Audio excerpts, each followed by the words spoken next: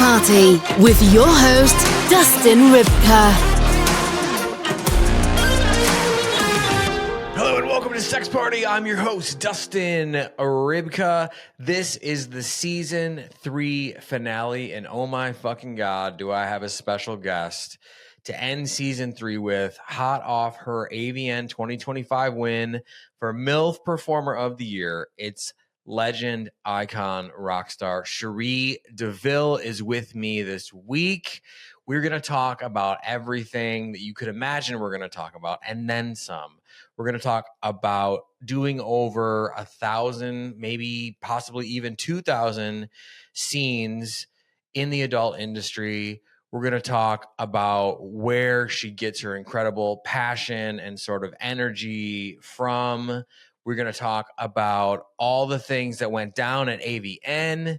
And then we're going to talk about her advocacy for sex work, the dangers of banning porn, her big ABC News interview that's coming out, or by the time this is out, that's probably out as well. And at the end of the episode, Cherie DeVille goes through the burner. So without further ado, please enjoy my season 3 finale conversation with Cherie DeVille. This week's conversation. Oh boy, here we are, but I love when I get a chance to say someone's name who is, a legend. The term I never use is icon, and here we are with a legend, the icon, Cherie DeVille. Welcome to Sex Party. How you doing? I'm good. How are you? Do you hate that? Do you hate when people call you a legend and an icon? No, it feels a little, I don't know. Like, first of all, we're artists. You know what I mean? I feel like Agreed. Icons are like someone who invented antibiotics, or I'm just sucking dick on film. Yeah, but okay. I just feel like, and there's a very small circle to me, and what the fuck do I know? I'm just some podcast jerk. But there's a very small circle of women who have affected not only the porn industry but pop culture at large, right? And I think you are obviously in that circle. Like, I was elated when you responded to my email, like, let's do it. I'm like, this is fucking crazy. And so, and I've had another amazing icon, legend. It feels weird to say. I'll give you that. I like to toss around legend, but for small, but icon is kind of a big word. But I've had Tori Black on the show. I've had Alexis Tori, Fox. Talk about OG though. Tori Black is yeah. I'm working on Eva Angelina and I are texting back and forth. Yes, once I get her to book, we'll get her on, whatever. Well, welcome to the show. I am so fucking pumped that you're here.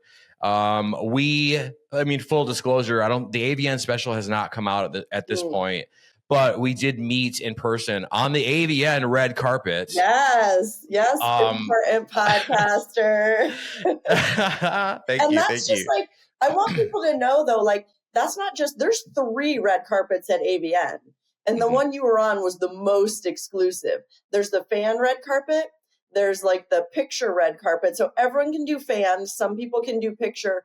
And almost no one gets to do the one you were on. So yeah. Yeah, that was fucking crazy. Shout out to Erica at the Rub PR. She's just my buddy. She's amazing. She's fucking genius. She's really, and she's going to hate that I said that, but it's in there. So whatever. We got a lot of shout outs this year at XBiz and AVN. So she's always been in the game, but I feel like she's upping her game for sure. Yeah. I mean, she's just, she's amazing. And the experience just felt, I don't know, man. It was I can't put it into words, and because you've walked that red carpet so many times. But for me, I looked over and saw Holly Randall, and I'm like, how the fuck am I here? I love Holly so much. She's one of my favorite, just friends, humans, podcasters, photographers, all of the above. Yeah, she's so smart. As are you, and I want to say congratulations. 2025 AVN MILF of the Year award. What does that feel like? It's honestly surreal. And I'm going to say this. I don't know that anyone has brought this up, but that's the most anyone has ever won MILF Performer of the Year. Like, I haven't mentioned it, but like, that's weird to me. It's crazy. It's just, I can't wrap my head around, like, it's Right. such a fucking honor. And like, to me, like, every category is really competitive. But like in New Starlet, everyone's just starting. And even in Female Performer of the Year, even though there's some massive OGs out there, I still feel like the MILF category, like, we've all been doing this forever. We're all at the top of our game. We are older, so we're all good business women. Like, I feel like it's the most like star-studded competitive category. God. So like, the years I win, I'm happy, but the years I don't win, I'm like, yes, girl. Like, I feel like we all should just like have like a rotating winning schedule or something, because we all like have earned it. Yeah, I mean, it's funny because I was with Erica and we went to a quick party in the penthouse, the Loyal Fans party, I think, Nice. which we love Judy, and shout out to Loyal Fans, Mhm. and we went and hung out, and we were like starving because that day is a day where you usually don't eat, and I never eat anyway, so there's that. And we had the Red Bull discussion before we talked, so I was Are like, you a couple Red telling me Bulls in. that your calories are provided by sugar-free Red Bull? I'm a mess. I'm not gonna lie. Like, I might be on it with podcasting, but like my body is like, bro, we're gonna need a new body if you don't stop. So like, I'm just, And you're young. I mean, I don't know how old you are, but like, you're young. Like, you got change that. yeah. We need to like get more water and stick with the vitamins. Yeah, you want to still look good when you're 50, you know? Yeah. Yeah, for sure. Well, I can get advice from you because you look, however old you are, you look 25 years younger than what you look. I am 46, and this is not the face of Red Bull consumption. No, I know. Yeah, I mean, well, first of all, you have this fucking. I'll go back to what I was saying in a moment, but you have this energy, and it's just like, I don't know how to explain it. And if someone is more like, like my girlfriend's very empathetic, and she could pick up on people's energy, and she's like, oh, you have that trait too, and I'm like, I don't know what, I'm always downplaying it, but during the show, the expo part of AVN, you had just had like this. I mean, every performer is there and has energy in a long line, but you just like had this crazy like passion energy thing, and like it was like people were like being like magnified and like brought into you, which was crazy. And you had that on the red carpet. I think I even pointed it out, and you were like, oh, you're just gassing me up. I'm like, no, I don't gas anybody up. This is just who I am. This is what I talk about. And so you could really tell, like, you have this youthful, passionate, like fun, like you give a shit, but you also, it's like, how could you not want to hang out with you? Like, I was so excited that in a week I'd be able to interview you, I honestly, like, expos and AVN and expos and all that give me energy, because I like, from the bottom of my heart, love my fans. Like, even when I do live shows on my OnlyFans, like at the end when I'm saying goodbye, half the time I burst into tears with just joy and appreciation for them, because they're the reason I have a roof over my head, food in my belly, a car to drive. Like, to say that they mean a lot, there's no words that could express what they mean to me. So like, when they bother to wait in line to see me, like, I'm getting emotional now. Like, it is such an honor. So I want to give each and every one of them like the most that I can, like emotional availability, intimacy, a hug. Like, I want to connect with them. I want to be as vulnerable as I can, because they're the reason that Cherie DeVille, this false entity, even exists in the world, Yeah. I love that and so much. And I mean, you could just tell what kind of person you are. Like, before, as you were walking up to me, I was like, oh, this is a real one. You know what I mean? Like, this is someone who is magnetic, like I said, is passionate, but also like, to dumb it down, like someone who like really gives a shit, is happy that she's here. Right. And so I picked up on that. I didn't want to let you go on the red carpet. I would have fucking been like, let's get another mic, have her work with me or whatever. But the red carpet people were like bullies though. Like I missed like 2 interviews I wanted to do because they're like, move along. I'm like, okay, bro. Yeah. I mean, I maybe kind of bribed a few of them. Like, oh no, I'm just kidding. But but I would if I were you. It's a good move. There was actually someone I didn't want, and I will not say who it was and what the reason was. But I'll tell you offline if you like. And don't tell me who it was, but just tell me like what would be something someone could do where you're like, okay, now I don't want to interview you. Do you know what I mean? It doesn't have to be about this person. Sure. But like, yeah. We'll spill some tea without cups. Sure. So I just made that up. That's really good. And I'm using it. This person, no, steal it for sure. This person, they, supposedly did some shady things to some people, and it was just kind of like gross stuff and like creepy stuff. And I was like, hey, when this person gets close to me, can you just like rotate? And what happened is I think I got Lily Phillips and was interviewing her, and I didn't want to like keep anybody there too long. And then I saw this person, I'm trying really hard not to say the sex of the person. And I saw them like standing there like a fucking horror movie character, and nobody would interview them. They're just like, it was like Jason Voorhees, like without the, and they were just standing there, right, without the mask. And I was like, fuck. So what I did is the guy who was supposed to get this person out of, to clear me. They bombed, and I get it because they were busy, and whatever. I was like, I'm gonna take this person and do the dumbest interview possible. And so I took them, did the dumbest interview possible, sent it to a couple people who know this person. We all had a giggle, and then I cut them out of the special. Absolutely. You're like, I'm stuck doing this. I'm going to get a laugh from my friends and then move the fuck along.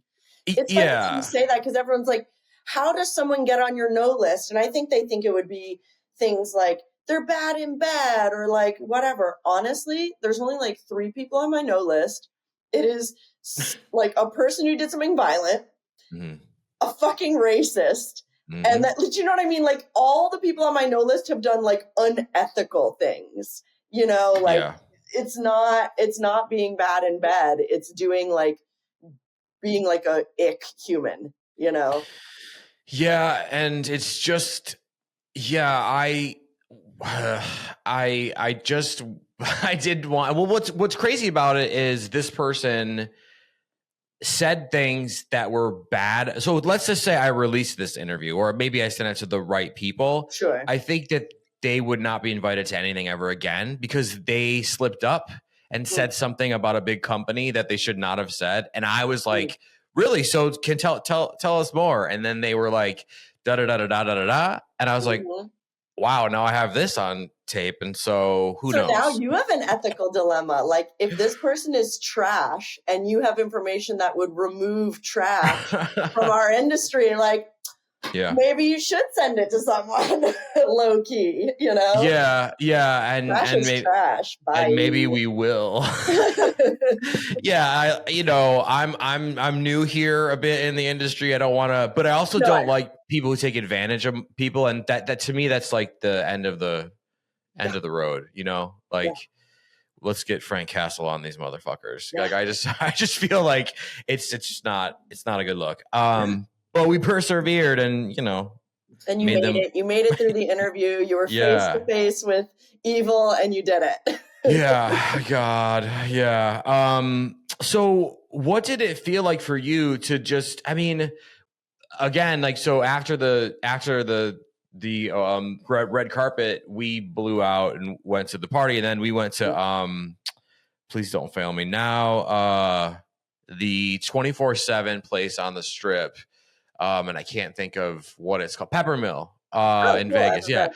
Yeah. It's just like this famous little diner that like, Cool. if you're hang out long enough, somebody famous will show up for a burger kind of a thing. Cool. Yeah.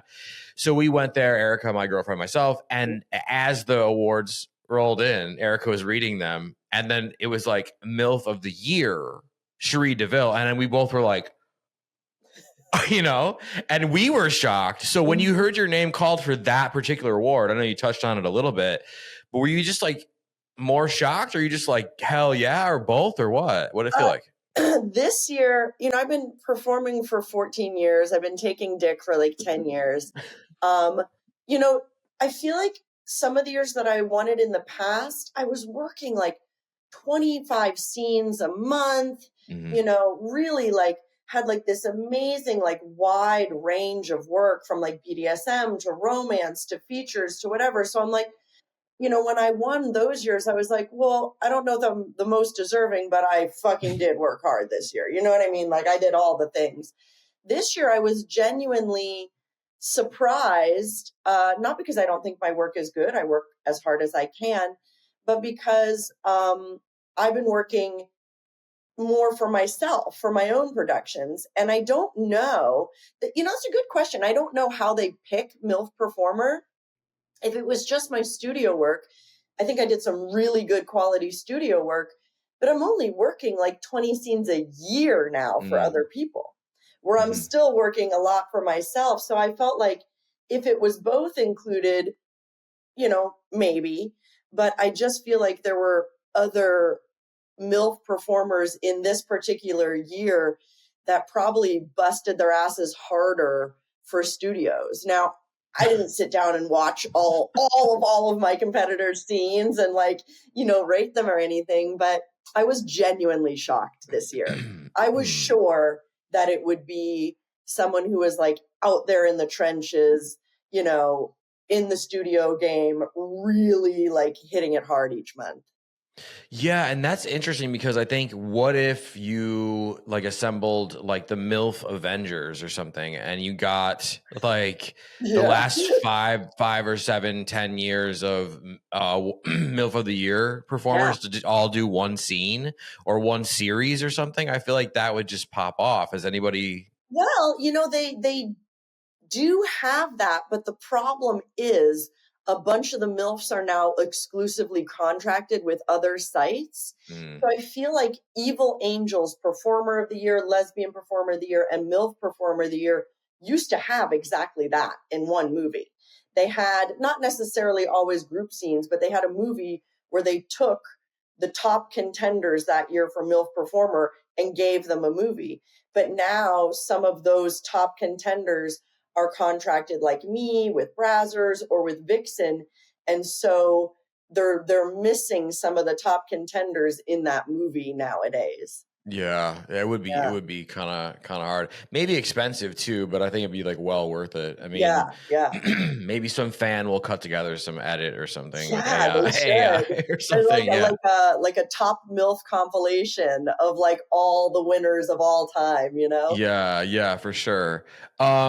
So obviously, you know, I don't like to over research. I mean, I like to research, but not overdo it, because I like this to be, even if I know the person's work and whatever. And we had some chat on the red carpet. We had a little bit of chat in the DMs and email, whatever.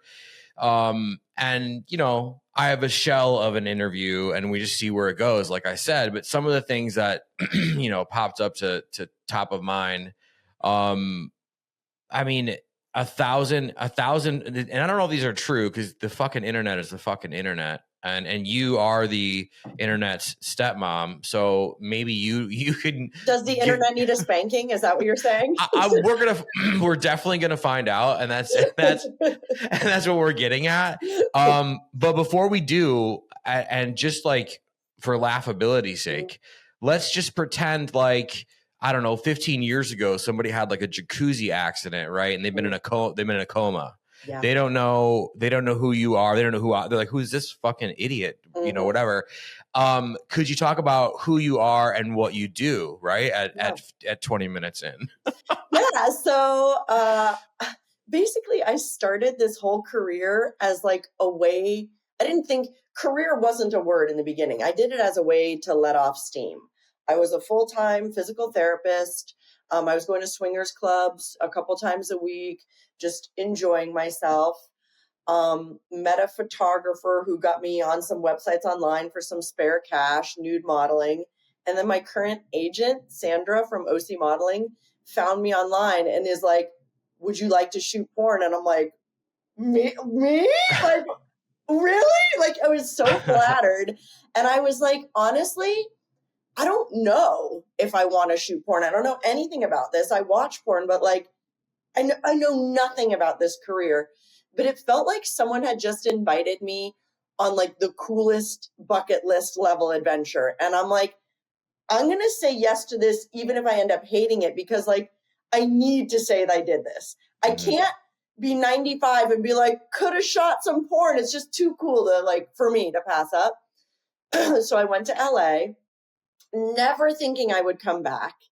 Got my 1 week's worth of scenes booked, all girl, because I just love women, and shot. And I was fucking obsessed. Like immediately I was like, uh-oh.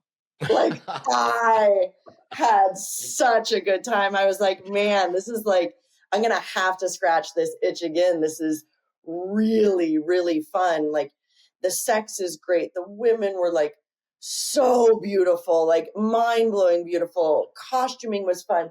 Getting glammed up in makeup that I could never imagine the skills to do myself was fun. Like every part of it was just epic. So I started like kind of like low-key secretly going to LA and just like shooting this porn for fun. And that was it. And then I think like 5 years in, I was like, girl, like you're a pornographer. like wake the fuck up. Like this is more even than just a side hustle. Like you are doing porn. Like, do you want to make this a career or not? And I was like, I really do. I want to see, not just do this for fun, which it is fun, but I want to see where, like how far I can take this. Like, I want to take this seriously. So I moved to LA and I started taking it really seriously, like marketing, social media, being picky about my scenes, like really like not treating it like a lark, but treating it like a career. And I brought physical therapy down to just 2 times a week when I moved to LA and really started taking it seriously. And that's when my career really took off in earnest. I started working with boys, which was a whole nother level of popularity and traffic and all of that, and have just been, since that time, taking it seriously as a career. And I think sort of simultaneously almost when that happened, because before that I was taking physical therapy seriously as a career. I was part of our union. I took lots of classes, lots of continuing education, did lots of writing, have been published in a variety of, journals for my research. We're taking students, guiding other physical therapists to become physical therapists.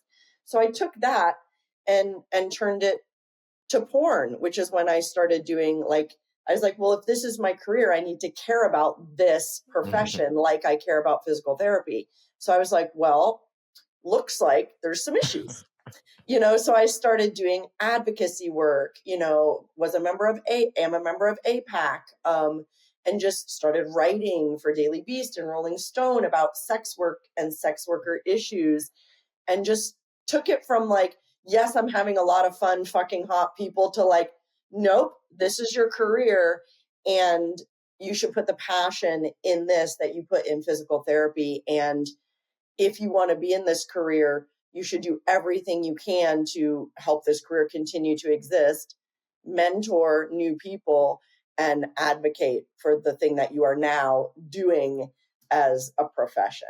So that was sort of like my journey from like, yay, I'm eating really amazing pussy to like now like doing an interview for ABC's Supreme Court Reporter that comes out in like a week. Yeah. So, And we're definitely going to get to that because that's like on the forefront of my mind, actually, especially with everything that's going on. I pictured you like in a trench coat, like sneaking in and out of backlot studio, fucking with a hat or whatever, you know, like Carmen Sandiego-esque with the sunglasses. Yes, okay, like bringing the Gen X references. Hello. Hey, I was born in the 80s, so you know, we were right on that line of whatever. So when you got to working with dudes, was that I mean, were you nervous? Were you like, this is going to be a shift? I mean, how did it go? Was it just like, oh, this is great right away? Or were you like, this is okay? Or like what? I mean, I was super nervous. Again, like I said, I had done the whole swinger thing, so I wasn't like scared of penis at large. But you know, in my private life, I just been with more women. Women are lovely. They just feel safe to me emotionally. And like I'd been with like the guys that show up at swingers clubs, just like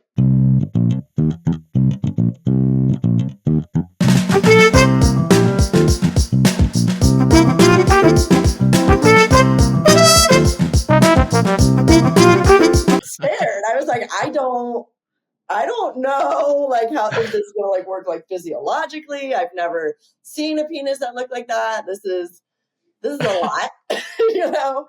But over the years that I'd done girl, I'd gotten to know on a personal level some of the male performers, which just made me feel safe. You know, knowing them as people, knowing them as humans, knowing their partners and wives and, you know, lives made me feel more comfortable working with them.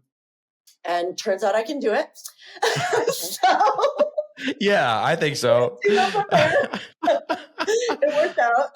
The whole fucking trophy case from taking dick. What the fuck? Yeah. So, okay, so when you say you were in the swinger scene, was it you and a partner, or were you just unicorning it?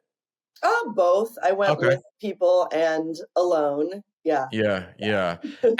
And so you would go to like swinger clubs or like events at people's houses or both or whatever? No, in Nashville, I mean, I know there's a lot more events at people's houses here. I don't participate in the LA swinger scene only because I do porn now. Yeah. And like I just work so much that like in order to have a clean test, you can't have sex with anyone that isn't tested, even if you use well, I mean, people do whatever, but I would never have sex with someone even with protection and then with my clean test go to set. That's totally inappropriate. So in order for me to even enjoy a swinger atmosphere with a condom even, I'd have to do the swing, have fun with my condom, wait 7 days, test again. Like it's almost like too expensive to do it now. It's too much work. So yeah, I don't swing now, but then it was Nashville had two really good swingers clubs, members only vibes. You had to like submit like information and a photo to get in and all that. So yeah. I mean, are most people in a swinger club, are they trying to like hit it without a condom, or are people like, I mean, I don't know what everyone does, but that was not how it was in Nashville. People use condoms. Yeah. Cause there's, and I work with a testing company, Basis DX, and like they do the at home pass certified kits, which are like, I mean, I just got it's sitting, where is it? I just got one at AVN. Yeah. I bet this is your people. Yep. And I'm going to use it for my next test because I just tested the day before yesterday, but my next testing cycle is in a really busy week. So I'm going to give it a try. Yeah. I mean, there's a reason why it's the only at home pass certified. Cause it's like, and like, I don't talk with anything that's not pass certified. Yeah. Well, you can't. Right. And so that to me, I feel like there is like a division. Cause I have heard there's like clubs that are like, oh, whatever, anything goes, like kind of like no vetting. And then there's like ones that are like, oh, no. You have to submit your ID, a background check, and like a clear test like 3 days prior. And I'm like, okay, right. Nice. Right on.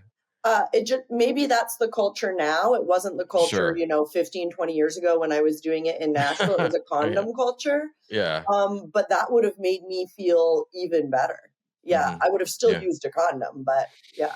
Yeah, I mean, safety, physical safety in terms of like, STI and all those things is one thing, but like safety, like you mentioned earlier, with a man, you said you hit on safety in multiple different ways, which I think is super important in not just the sex work field, but sex, right? And as men, when I've had countless women on the show who are like, hey, you really want her to be slutty and freaky and take it every which way? Like, make her feel safe.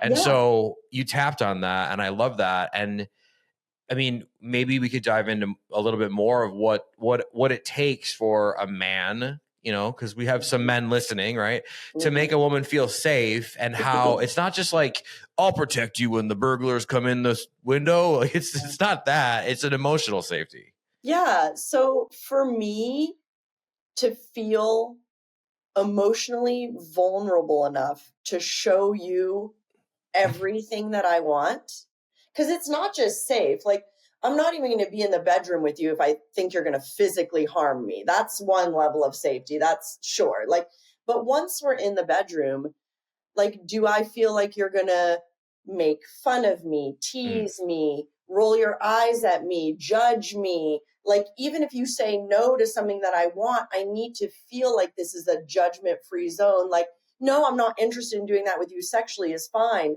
But like shaming me, I'm never going to come to you with this out of the box fantasy again. You know what I mean? If I Yeah. say like, I want you to come in on Tuesday at 3:00 and pretend you're breaking into my house and do this, that, whatever. And you're like, that's stupid. I'd be like, oh, if you were just like, yeah, I'm not comfortable with that. I'd be like, totally, bro. Like, I understand. I don't want to make you uncomfortable, but like those sort of things, like really being an emotional safe space for somebody to state their fantasies is game changing. And to really like show that you're on board with how someone's feeling by during every sexual experience, sort of checking in. And it doesn't have to be unhot. Like if I'm sucking your dick and I've never sucked it before, instead of being like, so I would like to know the 7 things you like done to your phallus. That's not that hot.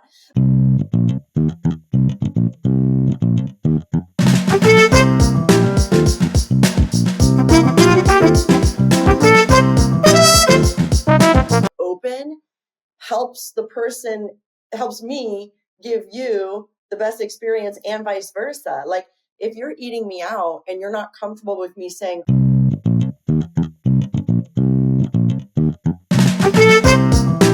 thing that you do, then we're not gonna jive. Because like I want to have an open dialogue all the time so that we have max pleasure. Yeah, I mean, and that right there, right, is this thing that we all say so fucking much, professionals like yourself, and adult stars, sex therapists. I mean, coaches. I've had so many different guests, 99% women on the show, and they're like, "Yo, the secret sauce is just the communication." And I say it all the time, but it's not something that people like comprehend, or maybe they're like scared, or they're scared to look dumb. And I mean, I've been in that position, like where I've said, hey, I kind of want to try this. But like you're already in bed with someone. Like, Yeah. once you're in bed, like there's a weird disconnect with some people, because to me, sex is emotionally and physically vulnerable. So once I'm already fucking, it's not hard for me to like then speak. But I think there's like a disconnect between some people, and they're like, they can somehow fuck without any vulnerability. Yeah. So like, yeah, you gotta get that out of your head. Like you're already naked with someone's asshole in your face. Like go ahead and say something. Like you're there, man. Yeah, you might as well. And if you don't, you're right. You're missing out on this like insanely amazing opportunity. Again, it's like you don't want to be 95 looking back like, oh, I should have put my tongue on her asshole and I didn't. And then, Yeah. It's crazy. Just like the knowledge, like, you know what question to me I get all the time from my fans that's so telling? They want to know things that show me they don't ask questions. They want to know, how do I eat pussy? What should I do in bed? What positions do girls like the most? And there's no answer to those questions because it's completely individual. It tells me, like, even if I gave them what I like, it's irrelevant. Yeah. Because you should be asking the woman you're in bed with what they like. Yeah. Because every single person is different. And you're not going to get that great sexual experience if you're not communicating with every single partner. Because, like,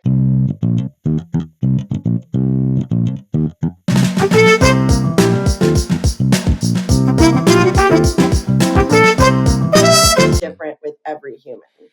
Yeah, everyone's got their own algorithm, and the only way you're gonna fucking figure that out is by talking to them outside the bedroom, during the act, kind of, in a way. There's people who say don't talk about sex while you're in the bedroom, but it's like, how do you not do that? Right? Like, why would you not talk about sex while you're having sex? I don't know. I have no idea, but I just think you nailed it when you said, you know, you could give all the advice in the world. Like, yeah, if you want to find the clit, blah, well, you know, everyone's clit is in a slightly different place, you know, with a slightly different and thing. Like different levels of stimulation. Like, yeah. Like, what if I was your personal chef and I was putting death level hot sauce in every meal I fed you? Would you fucking say something? Yeah. Yeah, from the hospital. So, like, why is that different in the bedroom? Yeah. It's something weird, and this gets into more of, you know, the sex work and like your advocacy for, I mean, because you have like a fucking resume of advocacy for sex work. It's incredible. And we're going to get to that because I'm so intrigued, but I don't know. Jesus, what's happening with what I have podcast throat now all of a sudden? Just yeah. Red Bull's like seeping out of my eye. Water. We opened a Gatorade, everybody, so just we're good. We take water breaks on this show, you know, maybe the water. You don't need sugary Gatorade and all that. Just drink water. Anyway, yeah, for sure. Yeah. So I think there's something weird about people it goes beyond, I don't want to hurt their feelings, I don't want to look weird. I mean, where do you think, you know, Cherie DeVille, where do you think it's coming from?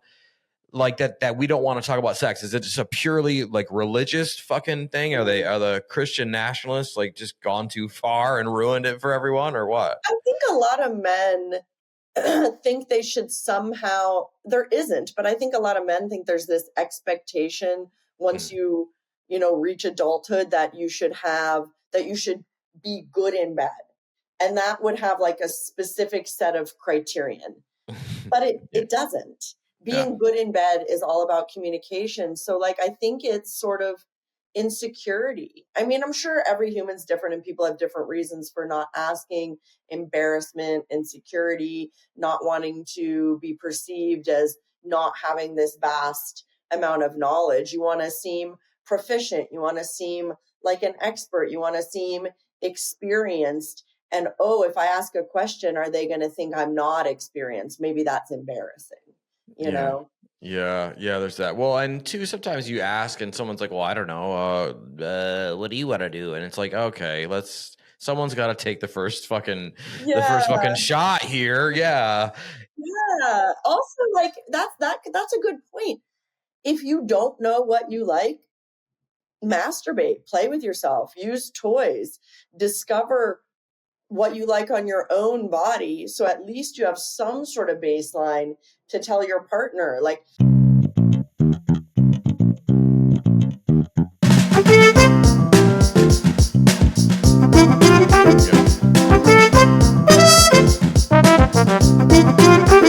whatever it is, like, at least you have some information about what you might want to do going forward, you know, when you do finally have someone touching your genitals, which is lovely.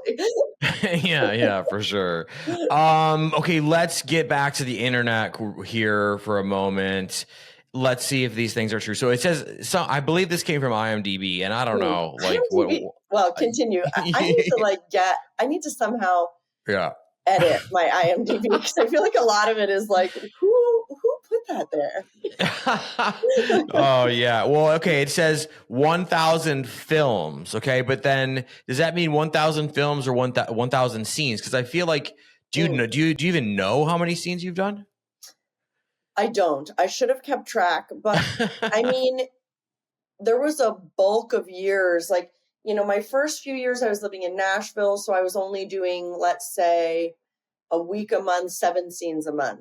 Mm-hmm. But then there was many, many years where I was working 20 plus days a month for other people. So even if it was an 8-year period, you could kind of do the math on that one. So now I'm working, more like 20 scenes for other people a year, but I'm still dropping 12 scenes a month on my site. So 1,000 might be a low number for the number of scenes that I've done. Yeah, I think so. Yeah. I just feel like maybe they're talking about DVDs or, VHS or like more physical stuff. I don't know if they're calling it internet scenes or what. Yeah, because it says 1,000 films, and I'm like, wait, this is she's in multiple scenes in films, like in a lot of so there has to be, but either way, I mean, again, legendary. And are they counting numbers. My own content? Are they, I don't know, or are they just counting the content that's been submitted to IMDb? And then the question is by whom? What fan is out there being like. I think that there's probably a couple hundred people. I mean, people don't know, but when you get famous in porn, you get like they're like guardian angels, but they follow you around and they like, calculate all your stuff up. That's totally not true. I made that up, but but I bet there's a fan that could answer your question and has a list of everybody I've ever had sex with. And I need to get in touch with that fan because I wish I do actually regret not making a list because I think it would be fun. Oh my God, yeah. And I do know performers that are like, they have a date, the talent they worked with, and the company, and they've kept it all on a nice spreadsheet. And I wish I had that idea from the start because that would be a really fun spreadsheet to have. I mean, the Cherie DeVille project. Like like come on, the Cherie DeVille project. What the fuck are we doing? Like that could be the title of this episode. Maybe we found the title already. Who knows? But like, please, like if there's someone that can do this, I would pay you. If there's a fan that can compile this for me in an accurate way and have it be both studio work and my work for my own companies, I'd pay you for that. I'd pay you for your time. That's fucking awesome. Yeah. Well, if you're listening, said fan, and maybe there's another fan to check first fan's work, the Cherie DeVille project is we're sitting here waiting. Spreadsheet, let's go. That's awesome. Okay. So whatever, you've done a ton, a kabillion scenes, you've seen and done it all. When you got to stuff like gangbang, DP, like all of that, like how far along in your career was that? And with, obviously, because you said first year or so was women, and then you were several years was women. Okay. So I guess like the moment I didn't have that part calculated like a lot of people do, which I respect. Mm-hmm. They have it more based on like, I want to spread it out. I want to, everyone has different philosophies on what's going to work for them. But for me, I guess as soon as I had like the sort of like gumption, the chutzpah, the bravery to do each new sex act, I did it. And honestly, that's one of the things I am the happiest with in porn, because when I was swinging and before porn, I don't think I would have wanted to do a gangbang or a DP in those situations, because porn brings this level of like safety to those intense athletic experiences that someone like me, everyone's different, but someone like me really needs to feel perfectly safe and comfortable. Like I have, X number of professionals who are super chill. They're going to keep their dicks hard. They're, the nicest, coolest people ever. And they're really going to do a good job fucking me. And there's a talent liaison and a director and a sound person and a makeup artist. And everyone is on set with their eyeballs on me, making sure I'm happy, safe, and comfortable. Like, that's a dream scenario for such a wild and relatively uncontrolled in the most fun way experience. So that like gives me like my type A personality, like the safety to do this like extreme sex event with like that crazy combination of like super, super extreme and super, super safe. That for that to come together has made me really be able to experience my sexualities in ways that I don't think I would have felt safe doing outside of the on-camera environment for me. No, I think you're in good company because I've had a lot of performers on the show, and there was a doctor that I had on. I don't even think I've released that episode yet, Jesus. But she said 87% of women have a gangbang fantasy, and only like 10%. I've jerked off to that for my whole life. You know, it's just so hot. But then the fantasy, A+. The reality of doing that in non-porn life, like, what do I get them on Craigslist? Do I invite my friends? Is it going to be weird after? Like, there's so much to think about. But I can make that exact fantasy come true. Like, everyone's going to stay in character. Everyone's going to dress up. If I want it to be in an alleyway near a dumpster, like it is, but it's a clean dumpster and a clean fake alleyway. And like, so like, I'm not having like in my fantasy, you're like, yeah, hot, fuck me up against a dumpster. But like real me is like, oh my God, what's in that dumpster? There's germs. Now I can't use my hand. Now my hands are here. Like, you know what I mean? It brings those two worlds together in a way that's realistic for me. Yeah. You definitely would need a Purell guy on the side, just like hosing like a real, like, do you know what I mean? But then I can have the fantasy in this clean, sterile, safe environment. Everyone's tested. No one's going to be blowing up my phone afterwards because I fucked them. Like, it's cool, you know?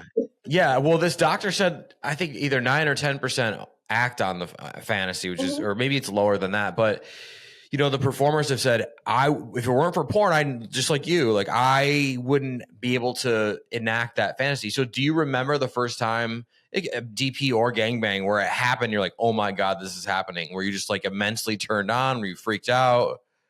Excited, nervous. And like, it did feel like the moment, like, you know, things that you don't think are going to be realistic in your life. Like, I know humans go to the moon, but I don't think I'm ever going to go to the moon. Right. So it was like, I've had this fantasy I've masturbated about for years and years and years and years and years, top level fantasy. Like, today's the day it's coming true. Like, it's awesome. Like whatever your fantasies are in life that you don't think you can attain for whatever reason, as a human, getting to live those moments is so, so profoundly beautiful. Because for me, I do believe that this is our only time on earth and that we turn into, you know, beautiful organic matter into the soil that brings new life in the life cycle. And that's a beautiful thing. But I believe that my consciousness is only going to be here on this planet in this body now. So I really want to do my absolute best to make it the best. And sex is part of that. And so having these sexual fantasies fulfilled in these epic, like literally like fantasy level ways is just such a blessing. Such a fun thing to get to experience. Well, and I'm wondering if you can describe what, like, you know, because everyone knows that, well, most people, I guess, know what an orgasm feels like with regular sex, civilian sex. What is an orgasm for you? What did it feel like the first time, like in a gangbang or in a DP situation? So I'm really, really, really cerebral. It's super rare. I have orgasms when I sleep sometimes if I have a sexy dream. So that means I'm not touching myself and I'm still achieving orgasm. I can also do that awake if I'm in a super meditative state. So like mental, without the mental component, I'm not going to come. With it, it's going to be a whole better experience. So when I get to live a fantasy where every detail has been flushed out the way my mind wants it, it doesn't take nearly that much for my body to be super on board. So it's amazing. I mean, Yeah. it's my mind and my body coming together to create for me, the best mental and physical experience, which in my body creates the best orgasms. Yeah. Like I Yeah. can come, like if I'm in a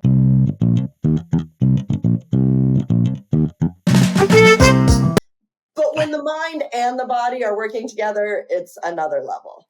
Yeah, I mean, that's so real. I mean, at least and for me, it's like I've always been psychological that way. Like I need, and people like it's become kind of a fun like little joke. Like there's memes and shit like, oh, the plot was so good in the porn, I stayed for the ending after I came or whatever. But like I don't care how corny it is. I need a little plot. I need to know like what role am I? Am I the fucking Who is this? yeah. Who Yeah. are you? Exactly. But And that's so, something fun I like doing in my porn. If I have a script and I'm playing a part, I carry it through all the way through the sex. Because when I view porn, if there's a person that's supposed to be timid or bold or this or that or whatever, and then they just fuck like they always do in their yeah. performances, I'm out. Yeah. I want to see the person you've set up in the dialogue fucking. Mm-hmm. Yeah. Yeah. So I try and provide that to my fans. There's been multiple times, and maybe I'll get the chance, but there's been multiple times I've seen a porn. I'm like, I want to ask the character a question. Yes. You know what I mean? Yes. Yeah. Yes. Yeah. Because it's like, what were I think your eyes were saying this. And if that's true, holy shit. But like, can you confirm or deny? Like, I want to ask those questions because I think the mental component for me, especially as I get older, like I need more of a mental component to really come. And you're right. You could fucking jerk your dick and fucking, yeah, whatever. Sure. And the semen comes out and you feel nice. That's like how I wank before I go to bed. Sure. Like it's like perfunctory. It's like I can't sleep. I'm gonna just masturbate so I can sleep. Like it's a nice orgasm. I go to bed, it's lovely, but I'm not like horny necessarily. Yeah. I mean, you have to get the one in before bed always, no matter if you've had sex, whatever. I'm the same way. Period. Yeah. Sometimes I'm like, I'm so tired. Why are we doing this? but we have to. I can sleep. Exact. Yeah. Just put the machine on it. Like that's where I'm at, to be honest, sometimes.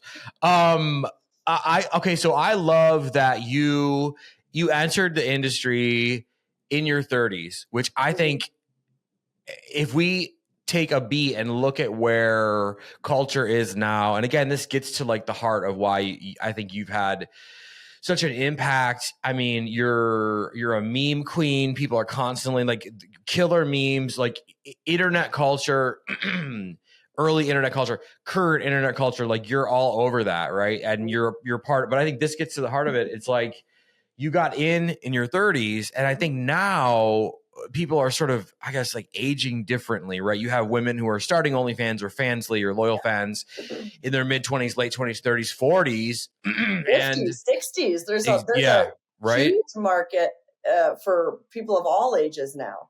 Yeah. So what? And I've heard, I did hear this piece of it, and I want to add, like, write my own question to it, but.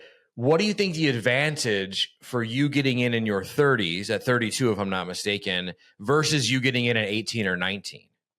Well, I think one really boring advantage is simple branding. So I came in my 30s, and there was mostly the way we made our money was studio work, right? So they take you as a product, they take a look at you and say, you're an older woman. So we're going to put you in older women roles. You're the secretary, you're the MILF, you're the cougar, you're the hot wife next door, you're the husband's whatever. So other studios built my brand, spent a ton of money on that brand, and I just keep aging into that brand. If I started at 18 and was now 46, I would have had to do a complete rebrand, right? From babe or teen or young or this, like there would be advertising dollars and effort spent to that character. And then as I aged, I would have to switch characters. And you see some women struggling with that now. I'm not going to name names, but there are performers that are really, really popular that have switched. Like, I'll say her name because she's proud of it. Julia Ann, icon. I watched her when I was younger. She was the babe, the porn star, the this. And then she purposefully switched and rebranded to MILF, and it was an epic success. But there are a lot of performers that have been in 10, 15 years that started as, babe or young or teen, that are now the age of MILF and having a lot of plastic surgery, right? Which is fine, Sure. to sort of maintain their previous brand. And they're even being offered or put into MILF films, and they're having to get their agent and PR team to say, no, I will not be in these MILF films, because it's true. Like, it's a different fan base. You have hundreds of thousands of fans. You're going to lose them and have to make new ones. So I think a big boring benefit is that I just keep aging into the brand that other people created for me. Yeah. Another practical benefit is I had lived life. I knew so much about myself, my body, my sexuality, what I liked. I was a confident person. I had already silly things like I had a good job and a good savings plan. I owned property.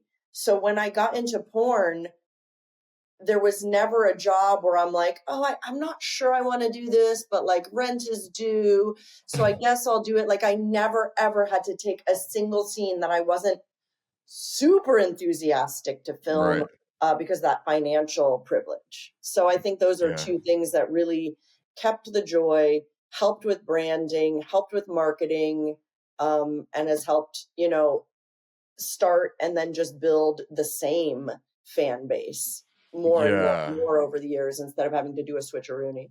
Yeah, no, that's incredible. That's incredible. Because I just think that there are so many women that talk to me on the show or around the show or in the DMs and like, oh, I'm scared to fucking start OnlyFans, and I would do mainstream, but I don't want to be looked at the soccer tournament and whatever and whatever. Well, if you Yeah. start doing sex work online, mainstream is online now. It's not just DVDs. In the 90s, when people started, you'd have to get behind the beaded curtain to see so-and-so on Yeah. a DVD or VHS. Porn is online now, whether you're shooting for Brazzers or OnlyFans or clips for sale. I just don't know how many times I can say this, because I meet new performers all the time. Everyone you know, every single human you know is going to find out, period. It might take a day, a week, a month, or 5 years. There's no way around that. Yeah. Even if you're just on OnlyFans, everyone will know, and it shouldn't be this way, but the societal stigma is still such that it will drastically change your job opportunities in the future. So if this is not a full-ass career for you, don't go on OnlyFans. It's not a stopgap to buy a cute car or even a house. Yeah. This has to be your career now, because you likely will never be able to work for anybody else again. So unless you're a really smart independent entrepreneur who can move to another independently self-owned business, please don't start. Yeah. I've seen too much of that. I wish society would open their arms to competent and capable people as they transition to new fields. Like, if I was a waitress and decided I hated it after day one, I could still be a doctor down the road. That is not the case. Many of the hospital systems that I work at have morality clauses. This is real life. Yeah. You are going to struggle. Yeah, I mean, and that's that. I was going to ask you to give some advice, but not needed, because you did it, because you're the perfect podcast guest, and you wonderfully transitioned us into talking about. So you have look, people know that you're the internet stepmom. People know you're the best MILF ever. People know you're a legend in porn. They know all these things. What they might not know, but I mean, your true fans do, is that you're an incredible writer. You're an incredible journalist, right? And you have just all of this fucking talent, right, in your brain, in your body, in your mind, and you have this huge advocacy for sex work, and you do have this big ABC News interview coming up. I don't know what we can say. I mean, this is going to release next week, so I think it's probably going to be timed, really right? soon. Whatever. Yeah, I think this will come out. I imagine by the time this comes out, it'll have already come out. Sure. But yeah. Yeah. So I don't know if you want to dive in on, I mean, look, sex workers, it's like, you know, no sex worker has protection that any other worker has at all. And sex workers are treated like shit, and it sucks. And you know that more than anybody, and you have fought for these causes. You have written, you know, articles for these causes. I mean, in the current, and it doesn't matter who you voted for. I mean, everyone's welcome here, whatever. Yeah. But there are changes that people are really trying to make these drastic changes. So there's the climate of things. They were making them in the previous administration as well. Yeah. So on both sides of the aisle, they do agree that they don't like us. Yeah, which so is just it's almost not even a partisan issue. You know what I mean? Right. Yeah. So I mean, maybe if you could talk a little bit about why it is so important to, and what we can do to protect sex workers. And if you can, you know, tease the ABC News interview, say whatever you want. I think this episode will probably drop the same time that drops, actually. And I did not time that on purpose, but you know. Yeah. So every generation of sex workers, if you look back at legislation, has had their big fight. You know, we probably all know the most famous one because a movie was made out of it. Hustler, Larry Flint, going to court. You know, but that's nothing new, and that certainly wasn't the only example of it. I think that's just the most valuable pop culture reference because, again, they turned it into a movie.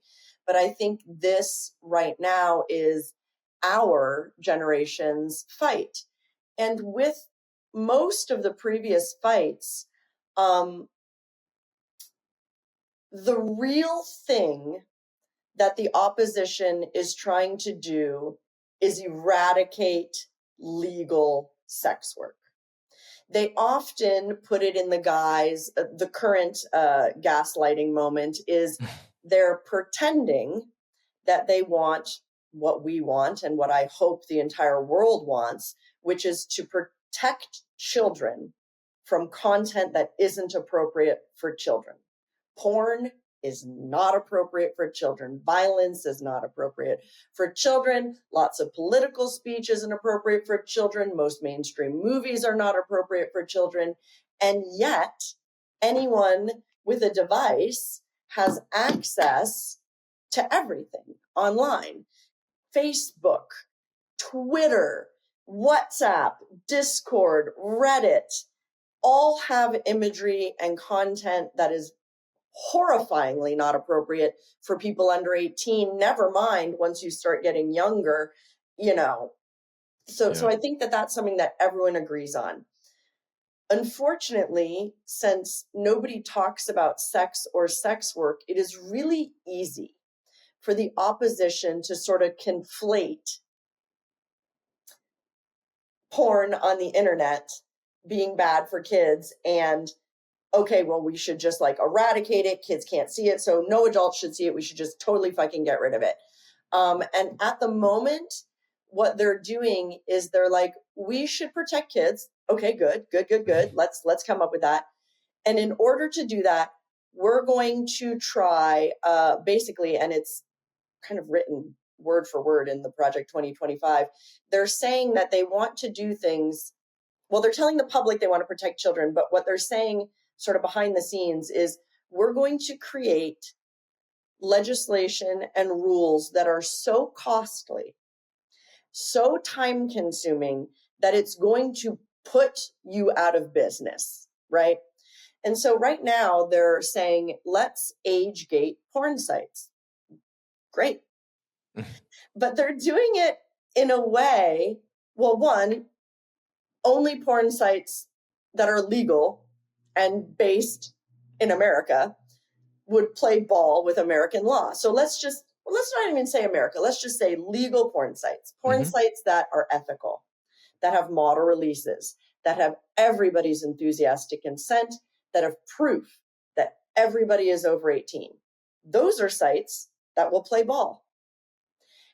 And when those sites play ball, because we've seen this age verification legislation go into effect in multiple states, so we have really strong data on this already. The reality of what it's done, so purpose, protect children, right? But we already have data on the reality. So the reality is when you do age gating in the way that they want, which is entering personal information, your personal ID, your driver's license, facial recognition, and all of that, even if you offer free content, only 1.7% of previous users are willing to play ball. Americans don't want to, people across the world, we'll say Americans, but adults don't want to provide their personal information to porn sites. They're probably concerned. What if there's a data breach? How are you storing it? Are you selling it to anyone? There's a lot of really valid concerns there. So 1.7% of people are willing to play ball. But everyone is still going to jerk off to porn. So now you don't have access to the legal, regulated, ethical, age-gated sites. What do?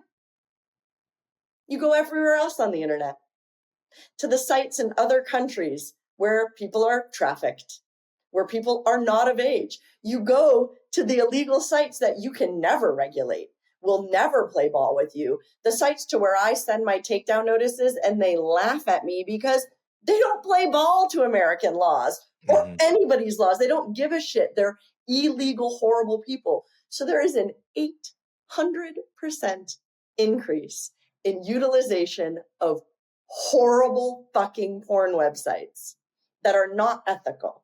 So you've removed the ability for the American people to ethically consume their porn, which is vital. And it's increased VPN searches. So they're like, okay, I don't want to put in my ID, so I'm going to pretend I'm in Denmark and just access your site. So it doesn't work. It's not preventing a single human from accessing porn, but it is preventing people from accessing ethical porn, legal porn, age-gated porn, safe porn. And the grossest part is they know that. The people on the other side aren't fucking idiots. They completely know that they might very well be able to make porn illegal. They'll never get rid of porn.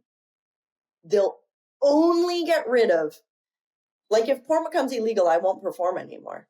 Sure. I'm not interested in performing in an illegal industry. Most of us aren't. Yeah. So you're only going to get performances created by fucking monsters. There'll be just as much porn on the internet. So what do? How do we protect children, not just from porn, but from almost the internet at large? To me, a 3-year-old, a 6-year-old, a 10-year-old, a 17-year-old should only have access, not to, like, you know, you can filter stuff out and all of that. That's not enough. My nieces should only have access, it should be the other way around, to stuff specifically created for their age group, right? Because criminals aren't going to flag their own content as inappropriate for children. Yeah. So that doesn't work. We're talking about the World Wide Web, right? It needs to be tech people smarter than me, people who have these technologies need to create technologies where people of a certain age group can only access content specifically approved and designed for that age group. Until you are 18, you should have no such thing as full access to the internet. It is a horrifying place for a lot of reasons. So just doing the things that they're doing are ineffective. If we lost 98% of our revenue, but what they were doing was completely effective and protected every child, I'd say worth it. Fucking worth it. Let's do it. Let's take the loss because the greater good is better. There are studies that when children view pornography, there is harm caused, and nobody wants to eliminate that harm more than me. I and my industry would take that massive financial hit if we thought it was protecting all children, but it's protecting no children. Yeah. And it's creating an environment where even adults are going to have to give up ethical consumption of porn, and that's unacceptable. Yeah. And I'm going to keep speaking out because the public needs to know the reality, not the gaslit version. If I didn't know as much about porn, I might be like, what are you fucking monsters doing? Keep children safe. Why are you not playing ball, you fucking animals? Yeah. Right? Like, the public needs to know they're being fucking played. And worst of all, your First Amendment rights are about to be taken away from you. Mm-hmm. If you start letting the government decide what types of speech are inappropriate, you have no free speech. Most people don't care because it's porn, but once you legislate that on the Supreme Court level, which is happening right now, you've created, because I don't know if you know how courts work.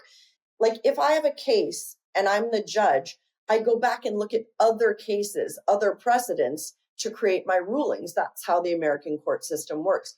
Once you have a Supreme Court ruling where you've allowed the government to make choices on what is speech that you can consume, you've eliminated your rights to the First Amendment.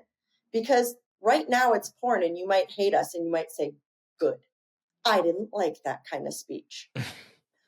What happens when it's a type of speech that you do like, that you do want to keep? It's too fucking late, because you've made a Supreme Court precedent that the government owns you. And even if you hate porn and everything we do and everything you stand for, you should still be on the side of free speech. And that was what Larry Flynt was saying. And that is really the basis of our argument almost every time. Like, we are the canary in the coal mine of free speech. We're the first to go. But if we go, it's going to be a fast and slippery slope to all kinds of things that you actually do like. So the real question is, do we want freedom of speech in this country, or do we want to be like other countries? Can you tolerate, as an American, speech you don't like for the greater good? Or are you willing to let the government decide, like a fucking nanny, and you're a baby, what you get to watch? Yeah. Yeah. I mean, I've been preaching it, and it's just, that my next question would be, tangibly, like, what can, as someone listening to this podcast or watching this podcast, if we're still on YouTube, because we keep getting censored there, right? What can they do to push back on this? Yeah, push back the same way you would with any other regulation. Contact your local representatives, contact your senators when Pornhub is taken away in your state, or you don't want to enter your ID, or whatever it is that you don't like. Be fucking loud. I know it's hard because you don't want to stand up for pornography and you don't want to stand up for sex work because maybe you feel embarrassed. But imagine they're taking away your guns or your political speech or your, I don't know, put a type of speech that you like in the place of pornography and fight that hard. Yeah. Because this is just the first thing that's going to be taken away from you. They're chipping and they're chipping and they're chipping, and they know exactly what they're doing. And you don't want to be the lobster in the pot who all of a sudden realizes that you are boiling to death. Yeah. Enjoy. Yikes. Well, I think, I love your advocacy work, and I think, again, like, perfect example of like how passionate you are about everything you do. I get worked up. I'm easily worked up. I love that. I love that. We need more of that, and I love having. I was looking forward to having that piece of you on display in the show. That being said, it's just like a kind of sort of pivot, but like, you did run for president, right? So can we touch on this a little bit? Because I have like one more thing after that, and then we're gonna play a quick game, and then I'm gonna get you out of here. But like, you ran for president, and I if the internet is correct, you ran with Coolio, R.I.P. Yeah. Tell me about running for president with Coolio. So first, I need to say that we had no delusions that either. First of all, we're in a two-party system. Mm-hmm. That's just the way it is. We had no delusions that we were going to be the Republican or Democratic candidate, right? But I think,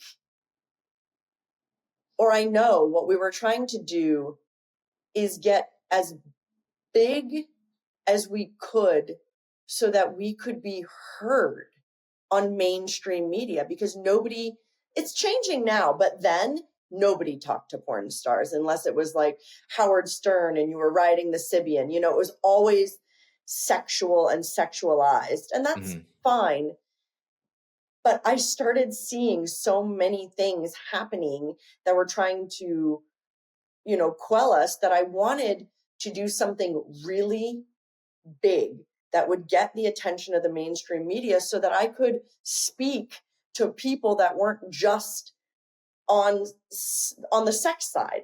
I wanted to talk to The Hill, ABC, Fox News, all these people who wouldn't dare interview Cherie DeVille. But I knew that if I could get far enough along, and we did get far enough along, that we got interviews with all of those reputable mainstream media, and I got to talk for my beloved industry about topics that we are all so passionate about, and get the ears and eyes of people who would have never given me their ears and eyes unless they were jerking off to me, which is great.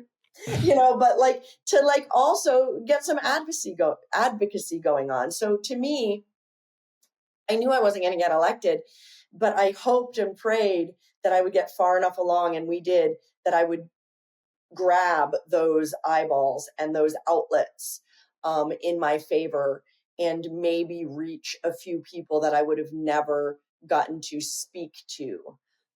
So I thought it was a huge success. You know? Yeah, I think that's, Jesus, what a fucking another rock star accolade to add to your fucking rock star life. Jesus Christ. I love that so much. Okay. And we're getting, this is the end of the episode. We're getting towards the end. One quick thing, and then we're going to play a short game. And then we're going to get you out of here. But, you have this thing that you did on your Instagram where you're reading like unhinged DMs, and like, yes. Can I just tell you how fucking good that shit is? Like, doing a sex podcast that I've gone viral like 5 or 6 times, you know, and I get really, like, this morning someone's like telling me that my lips are so big that they're gonna stick me to a mirror or something or whatever. Yeah. And like so I get like really unhinged shit, but like you're Cherie DeVille, so you're gonna get, but I mean, it's the greatest fucking thing. I mean, just off memory, and you don't have to read the thing or grab your phone or whatever, but like, could you just like explain a tiny bit of what one of your unhinged DMs is like? Yeah. So basically, like, you probably really understand this. So sometimes, like, we're artists, but we're also just like people. And I would just be like on my couch, like, you know, watching TV, and I go into my Instagram and I'm in a great mood. And then someone's like, I hope you die in a mud pit in Zimbabwe. And I'm like, what? I'm watching Harry Potter, like, what? Fuck, now I'm in a bad mood. Somebody wants me dead in Zimbabwe in a pool of mud, drowning like I'm in the Never-Ending Story. Like, I can't, like, how do I, like, that's not fun. This sucks. So, like, the reality is we're going to get unhinged DMs. Yeah. So you can either do what a lot of my colleagues do, and I completely understand it, is let it really fucking upset you, because they are upsetting. Yeah. Right? They are not okay. They are not appropriate. They are often frightening. And yeah. Or I can be like, look, I need to make this comedy for me. Yeah. For me to be able to handle this, I need to flip the script. and turn this into something that I can find amusing. And that is honestly how it started. So now I get the privilege of reading these unhinged DMs and get the reflection of my audience back at me, so I can see that I have peers and fans and humans out there that amplify that is inappropriate. It's really just nice to be seen. You know what I mean? Like, I get to be seen. I get to make fun of it. I get to make light of something that could potentially be traumatic. So all of that ended up being valuable for me. And I'm really glad that it entertains other people. I mean, look, and everyone's attention span is shit, you know, but like, to be honest, right now in this moment, that segment you do, that piece of content is my favorite thing on the internet, hands down. The dude who sent you a picture of a pharaoh, I was fucking crying when I was crying. What are you doing? Oh my God. Yeah. See, I like to interact. If it's the comments, I'll be like, I'll say something really dumb. I'll be like, it sounds like you didn't have your pancakes this morning. Garfield? ? Like something just really stupid, Yes. like to see if they or whatever, and just keep them going. Because to me, I mean, do you reply to these people at all ever or no? No, I don't. Okay, it's good. for safety reasons, though. Yeah. Like, in my comment section, I reply a little bit, but if someone does something unhinged, like one of those DMs, no, because my motto is don't feed the trolls. Yeah. Feed the troll, because what they really, really want is my attention. Yeah. So no, then it becomes dangerous, and that's how you end up with people like showing up at your house. Yeah, for sure. Yeah, I'm still feeding the trolls because I need to, like, you know, we're still trying to get famous. Like, it's pleasurable in the moment, but like, there might be a time where you become so popular that one troll, like, you'll feed them and they'll get bigger and bigger in their own mind and matter, and then find your address and then they'll be, you camp know, outside your house for 3 weeks. showing up in the Sopranos finale when it cuts to black. Yeah, no thanks. Okay, so I have this little segment. I pull it out whenever I feel like it. I feel like, you know, pulling it out for you. It's called the burner. Maybe my editor loves pulling it out for me. Yay. See, everything is going to sound sexual on Sex Party anyway, so that's perfect. Maybe my editor could insert like some, you know, Who Wants to Be a Millionaire dramatic like music right here. Okay, there we go. It's like 10 or 12 questions.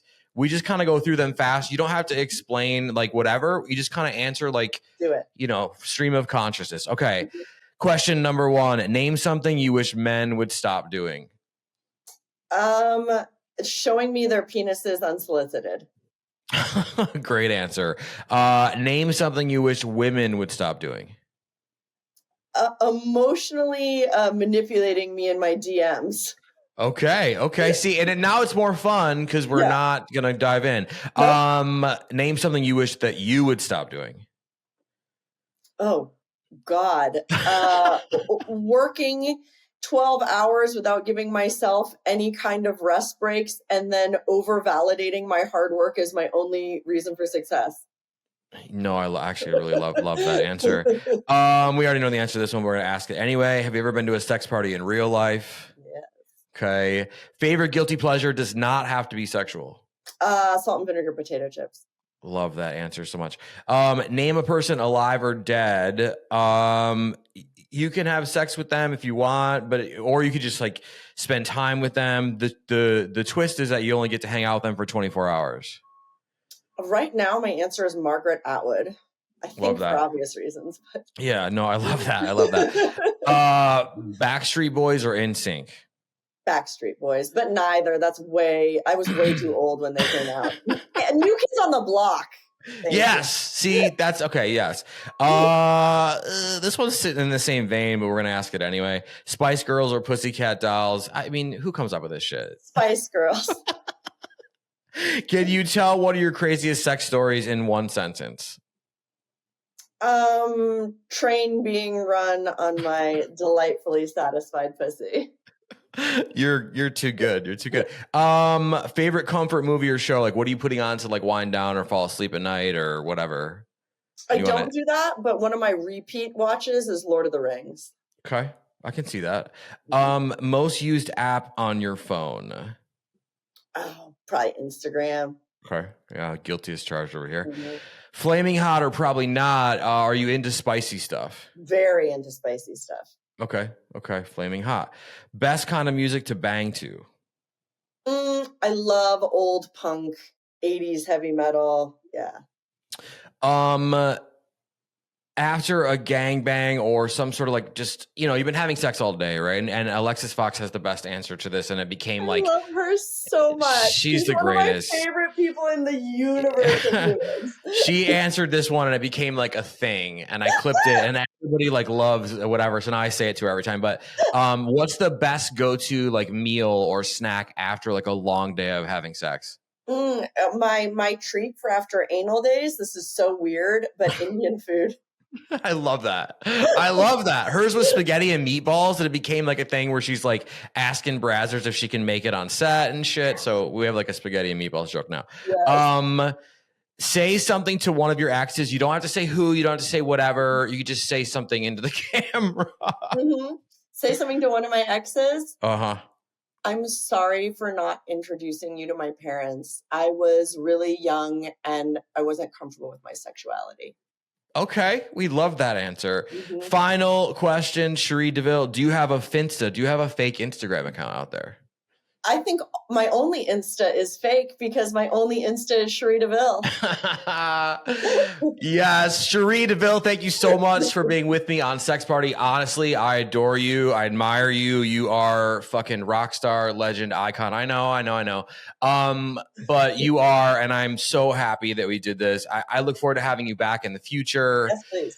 Collaborating more, maybe on some specials and shit, whatever, I'll see you at whatever show you're at next. But, please keep doing what you're doing because on all fronts, because it's I plan on it. I'm out here for the nursing home orgy. Like I have no plans to retire.